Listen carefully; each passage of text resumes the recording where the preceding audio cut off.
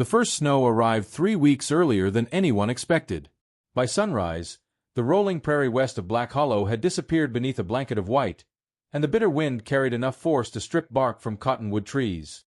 Ranchers hurried to gather cattle, travelers searched desperately for shelter, and every family who had lived through enough winters understood the same truth. On the frontier, the weather never gave second chances. At the edge of the valley, a lone rider guided an exhausted mule along an abandoned wagon trail. His name was Nathan Crowe. He was 38 years old, though hardship had carved another decade into his face. His beard had grown uneven after weeks without a proper razor, and the sleeves of his coat were patched with leather cut from an old saddle. Behind the mule rolled a small wooden cart carrying the few possessions he still owned. Walking beside the cart was his 9-year-old son Samuel, whose boots had long since worn through at the soles. Wrapped tightly beneath several blankets rested Nathan's 2-year-old daughter, Rose, asleep despite the freezing wind. Neither child complained. They had learned months ago that complaining never made the road shorter. Nathan stopped on a hill overlooking the valley below. Smoke drifted from a ranch nestled beside a narrow river, its barns weathered but standing strong against the wind. Horses moved slowly inside fenced pastures while a handful of cattle searched through the snow for frozen grass. For the first time in days, Nathan allowed himself a little hope. Not hope for himself. Hope that his children might finally eat a warm meal. He tightened his grip on the mule's lead rope and walked downhill. The ranch belonged to Clara Whitmore. Unlike many landowners across the territory, Clara managed every acre herself after losing her husband nearly 4 years earlier during a flash flood that swept away a freight bridge. Most neighboring ranchers believed she would eventually sell. She never did. Every broken fence, every damaged roof, every newborn calf became another reason to stay. That morning she was repairing a wagon axle when she noticed the stranger approaching through the falling snow. She didn't wave. She didn't smile. She simply rested her hammer on the wheel and waited. Nathan stopped several feet away before removing his hat. "I'm looking for work." Clara studied him without speaking. Then her attention shifted toward Samuel, whose hands were hidden beneath his sleeves to keep them warm. Finally she noticed the sleeping little girl inside the cart. "Your family." Nathan nodded once. "My children. Where's their mother?" The silence answered before Nathan could. Clara lowered her eyes for only a moment. "What kind of work?" Nathan didn't tell his life story. He simply answered, "I repair barns, gates, wells, windmills, roof framing, water pumps, storage sheds." He glanced toward the buildings surrounding the ranch. "And if something's ready to fail, I can usually tell before it does." Clara folded her arms. "That's a bold claim." Nathan looked toward the largest barn. "The roof ridge is carrying too much weight on the north side." She frowned slightly. He continued, "The cattle gate nearest the creek sags because one hinge post has started twisting underground." Her expression remained unreadable. "And your main well?" He paused. "Takes too long to refill because part of the pipe is pulling air." Now she looked genuinely surprised. Nathan hadn't stepped closer than the front yard. Yet somehow he'd noticed problems most visitors would never see. "How much do you charge?" Clara finally asked. Nathan shook his head. "I don't have money to bargain with." He looked toward Rose sleeping beneath the blankets. "My daughter needs milk." His voice stayed calm. "My boy needs supper. I'll earn whatever comes after that." For several seconds the wind spoke louder than either of them. Finally Clara stepped toward the cart. She carefully pulled the blanket back from Rose's face. The little girl stirred but didn't wake. Without another word, Clara lifted her into her own arms. "Children eat first." Nathan blinked. She turned toward the farmhouse. "If you're lying about your skills." She looked back over one shoulder. "You'll still leave tomorrow with full stomachs." Inside the farmhouse warmth filled every corner. Fresh stew simmered above the stove while homemade bread cooled beside the window. Samuel stared at the table as though he wasn't certain he was allowed to sit there. Clara noticed. "You don't have to ask." The boy looked toward his father. Nathan nodded gently. "Go ahead." Samuel sat down carefully, taking small bites at first. Then hunger took over. Nathan noticed his son quietly slipping half a biscuit into his coat pocket. Saving food. Planning for tomorrow. His heart sank. Children only learned that habit after going hungry for too many nights. Clara saw it too. She didn't mention it. Instead, she placed another warm biscuit beside Samuel's bowl as naturally as if it had always belonged there. Across the room, Rose finished drinking warm milk before falling asleep against Nathan's shoulder. For the first time in many months, neither child looked frightened. That evening, Clara opened an empty room above the old tack shed. "It isn't much," she said, "but it's dry."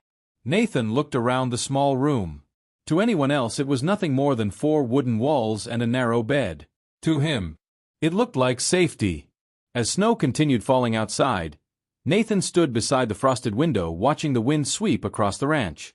Something about the barns, the fences, and the way the buildings faced the open prairie told him the coming winter would test every inch of this place.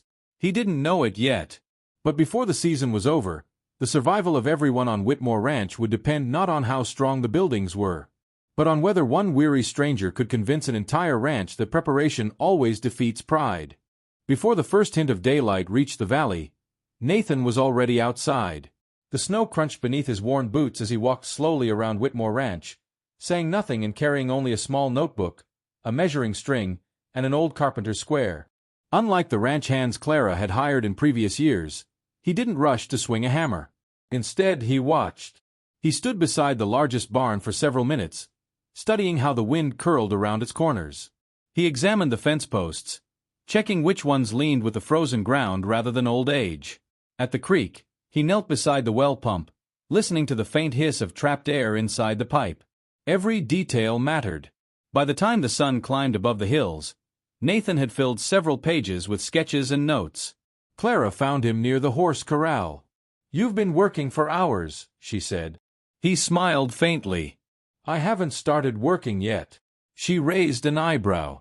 "You've only been looking." Nathan pointed toward the barn roof.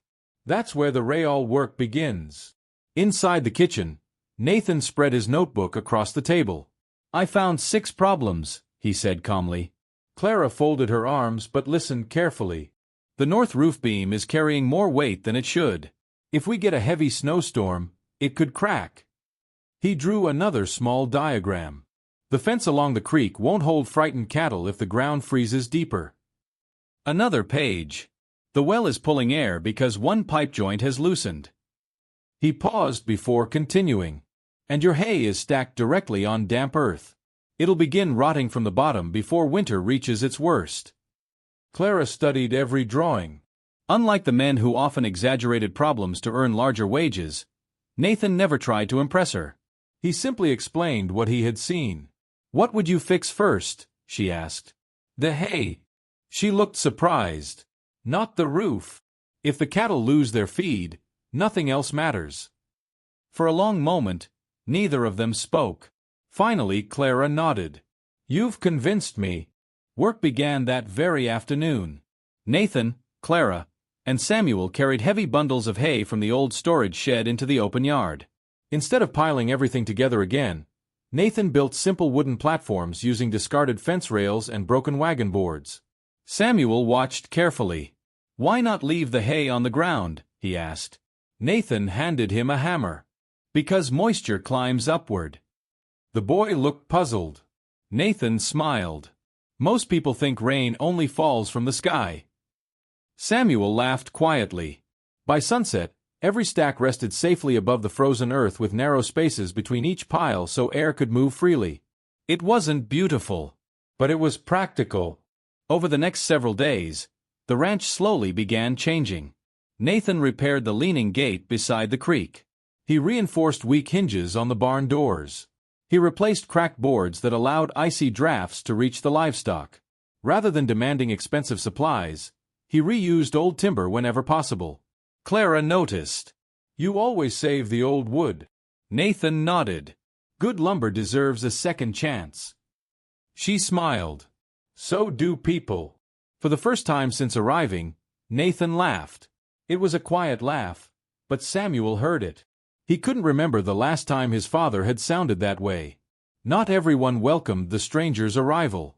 One afternoon, as Nathan repaired a windmill gearbox, 3 riders approached through the snow. At their head rode Victor Hale, owner of the largest ranch in Black Hollow Valley. Years earlier, Victor had offered to purchase Whitmore Ranch after Clara's husband died. She had refused. He had never forgotten the insult. Victor stopped beside the fence and glanced toward Nathan. "So this is your miracle worker?" Clara remained calm. "He's my ranch foreman." Nathan looked up in surprise. She had never used those words before. Victor laughed. "A drifter giving engineering lessons?" Nathan wiped grease from his hands. "I just repair what's broken." Victor shook his head. "Winter doesn't care about clever repairs. It cares about preparation," Nathan answered. The smile faded from Victor's face. He looked toward the repaired hay storage. "You'll learn soon enough." Without another word, he turned his horse and disappeared across the snowy hills. Samuel watched until the riders vanished. "Do you think he's right?" Nathan rested a hand on the boy's shoulder. "I think winter judges everyone the same." That evening the temperature dropped sharply. The first real storm arrived just after midnight. Powerful winds slammed against the barns while snow drifted across the open fields. Nathan lit a lantern and stepped outside. Instead of panic, he watched. The repaired doors stayed closed. The hay remained dry. The reinforced gate held firm. Only one problem appeared. The old windmill squealed loudly as icy gusts pushed against its blades. Nathan climbed the tower despite the freezing wind. Clara reached the base carrying another lantern. "You don't have to do this tonight. Tomorrow may be too late." Working carefully, Nathan secured the loose drive chain before climbing back down. By dawn, the storm had passed. The ranch had survived without losing a single animal. Later that morning, Clara opened her account ledger. She compared the numbers from previous winters with the past week's records. Less firewood had been burned. The cattle had eaten better. Nothing had spoiled. For the first time in years, the ranch had actually saved money during the opening days of winter. She closed the ledger slowly. "You were right." Nathan shook his head. "We're only getting started." As they stood outside watching the pale winter sun rise above the valley, neither of them noticed Samuel and little Rose laughing together near the porch. For the first time since losing their mother, the children were beginning to feel something they had almost forgotten: home. But beyond the distant hills, dark clouds gathered once again. The coming storm would be far stronger than the first, and it wouldn't test Nathan's repairs alone. It would test the courage, trust, and determination of every soul living on Whitmore Ranch. The second storm arrived without warning. Unlike the first snowfall, this one did not announce itself with dark clouds or distant thunder. The sky simply turned white, the wind sharpened, and within hours the entire valley disappeared beneath a swirling curtain of snow. Nathan stepped onto the porch before sunrise, his coat already covered with frost. "This one's different," he said quietly. Clara followed him outside, wrapping her scarf tighter around her neck. "How can you tell?" "The wind isn't steady." He watched loose snow twisting across the yard. "It's changing directions." That worried him more than the cold itself. Everyone moved quickly. Samuel carried lanterns into the barn while Clara checked every stall one last time.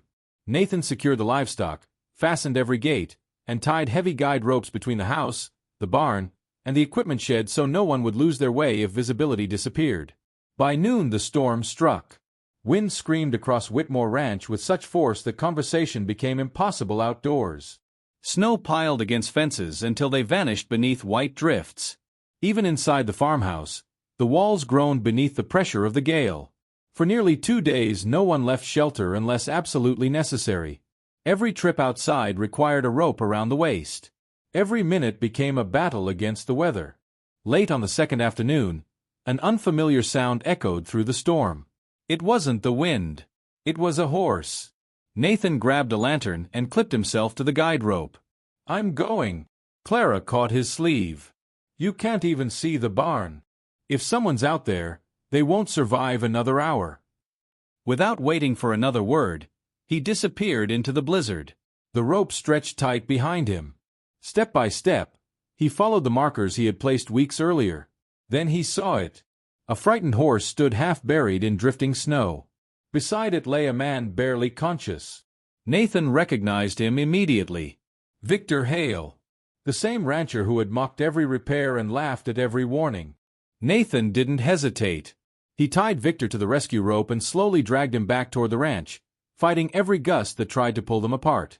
When they finally reached the farmhouse, Clara and Samuel pulled both men inside. Victor's face was pale with cold. His hands shook uncontrollably. After warming beside the stove for nearly an hour, he finally whispered, "My north barn." Nathan looked at him. The roof collapsed. Victor lowered his head. "I should have listened." No one answered. There was nothing to gain from saying, "I told you so." The storm finally passed the following morning. Sunlight broke through scattered clouds, revealing a valley transformed by winter. Snow reached nearly waist-high in places. Fence posts disappeared beneath frozen drifts. Entire wagon trails had vanished. Nathan walked the ranch with notebook in hand. He inspected every building carefully. The repaired roof had held. The reinforced barn doors remained secure. The raised hay stayed perfectly dry. The well flowed without freezing. Not a single horse, cow, or calf had been lost. Samuel smiled proudly. "We made it." Nathan placed a hand on the boy's shoulder. "We prepared for it." There was a difference. Over the following weeks, neighboring ranchers began arriving one after another. Some came on horseback. Others arrived with wagons once the roads reopened. They all asked the same question: how did Whitmore Ranch survive? Nathan never claimed to have all the answers. Instead, he walked them around the property. He showed them the raised hay platforms. He explained why every repair had been made before it became an emergency. He demonstrated how simple changes could protect livestock without expensive equipment. Several ranchers copied the ideas before the next winter. Even Victor Hale returned. This time he removed his hat before speaking. "I judged you too quickly." Nathan smiled. "We all judge too quickly sometimes." Victor extended his hand. "If you're willing." He paused. "I'd like your help rebuilding my barn." Nathan shook his hand. "I'll help." Not because Victor deserved it. Because rebuilding was easier than holding a grudge. As winter slowly gave way to spring, life returned across the valley. Grass pushed through melting snow. The creek flowed freely once again. Calves filled the pastures. Wildflowers appeared where frozen drifts had stood only weeks earlier. One quiet evening, Samuel sat on the porch watching Rose chase butterflies through the fresh grass. He looked toward his father. "Are we leaving when summer comes?" Nathan glanced across the ranch. Workers laughed while repairing fences. Clara stood near the garden, smiling as Rose proudly carried a small bucket much too large for her tiny hands. For a long moment, Nathan said nothing. Then he walked toward Clara. She looked up from the seed packets she was sorting. "You planning another journey?" Nathan smiled. "I've spent a long time searching for work." He paused. "I think my children have been searching for something else."